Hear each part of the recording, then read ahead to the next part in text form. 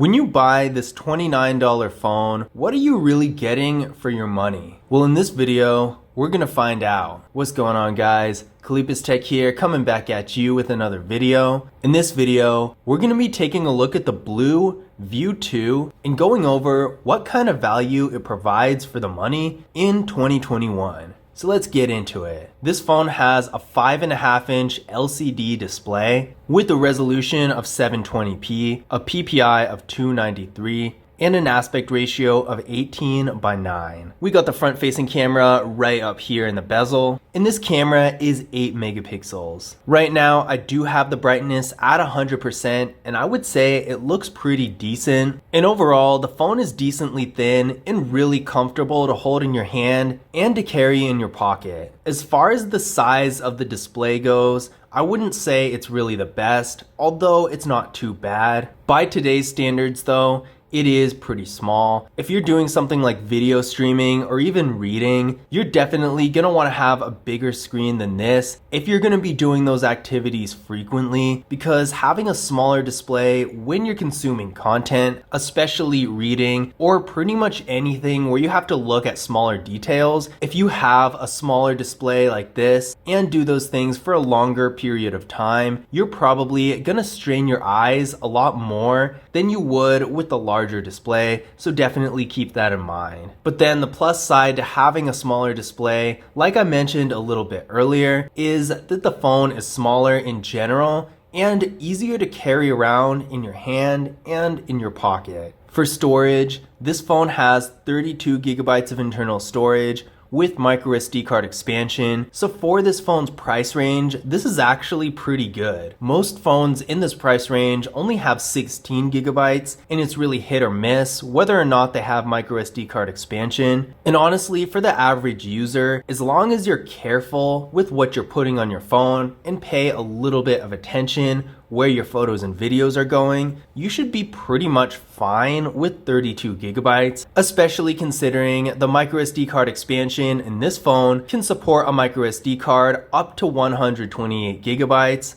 and that's a lot of photos and videos. So unless you're a power user with a ton of high performance apps, which probably wouldn't run well on this phone anyway, you're gonna be perfectly fine with the storage on this phone. Now there's no wireless charging on this phone, which is pretty expected, but unfortunately there's also no fingerprint scanner or face unlock, so you're gonna have to use a PIN, a password, or a pattern, or no security. And this is a bit of a disappointment because even though this phone is a really low-end entry-level phone, fingerprint scanners and face unlock are so common nowadays to the point where it's really an expectation that a phone has maybe not both, but at least one of them. So when a phone, even one like this, has neither, it's an automatic drawback, because for every phone on the market that doesn't have a fingerprint scanner or face unlock, there are going to be 2 more that have at least one of those features. So that's something to keep in mind if those features are important to you. For the camera setup, we have one 13 megapixel rear camera, and that's it. So if you're looking for features like an ultra wide camera or a macro camera or even portrait mode,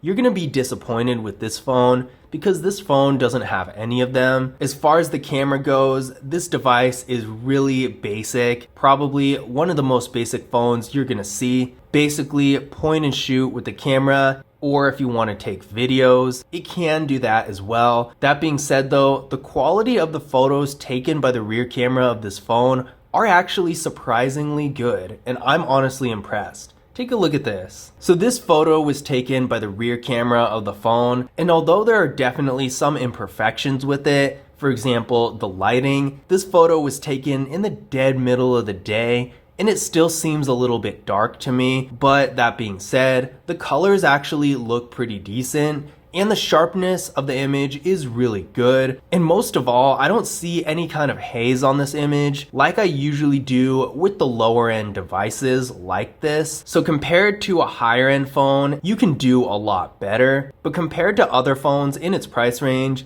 this is actually really good. If you're a more frequent user of the camera and expect a lot of nice features, then you're gonna be disappointed. But if you're a more casual user who still likes to get the occasional nice picture here and there, then this phone's camera is actually gonna work out really well for you. As far as video goes, this phone can shoot 1080p videos in both the rear and front cameras, but keep in mind the display is only 720p, so you are limited to that for viewing them on the device. I also want to note that the video quality really isn't great for this phone. It's going to be okay for something like Snapchat where the quality really doesn't matter, but if you're trying to shoot videos that you're going to keep for any reason, then you're going to want to look at other devices, because even though video functions on this phone are usable, they're really just that and nothing more. Internally, the BLU View 2 is getting 2 GB of RAM with the MediaTek Helio A22 processor.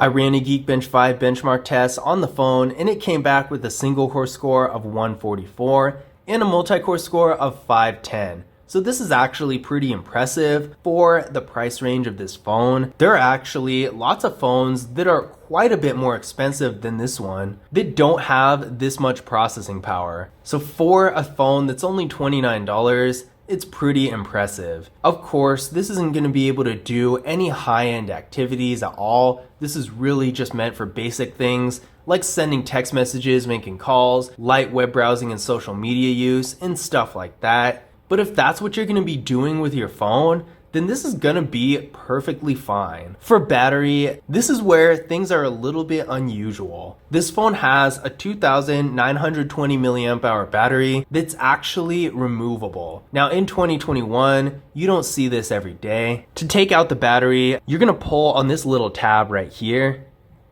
and you can actually detach the back from the rest of the phone. When you do this, you're gonna see the battery, as well as the slot for the micro SD card.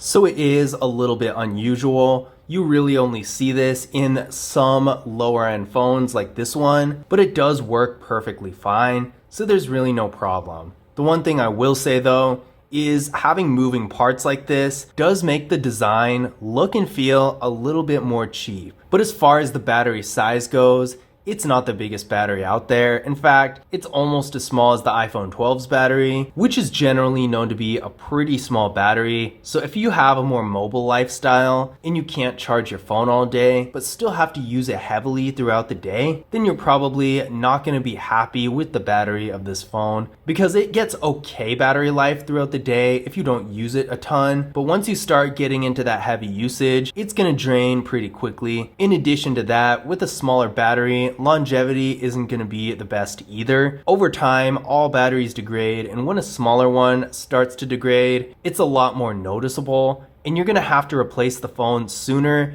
than you would if it had a bigger battery. So in conclusion, when you spend $29 on the BLU View 2, what kind of value are you getting for your money? I would say that despite this phone's many shortcomings, you're actually getting a decent amount of value for your money. I mean, this is a $29 phone. This is not the price range where you would expect any nice features. This is really the price range where you're going to be looking for a basic phone that you can do basic features on, like sending text messages, making calls, light web browsing and social media use, and so on and so forth. So being that this phone has 32 gigabytes of internal storage and can support a micro SD card up to 128 gigabytes, has a really decent processor for its price range that's actually more powerful than some phones like the Samsung Galaxy A02 for example, and can take really decent photos with its rear camera. I would say that for $29, while you're not getting a high performance device by any means, you are going to be getting a lot more value out of it than you might expect. But I hope you guys enjoyed the video, and I hope you found this information useful as well. If you did, be sure to leave a thumbs up and subscribe to the channel. And as always, I will see you in the next video.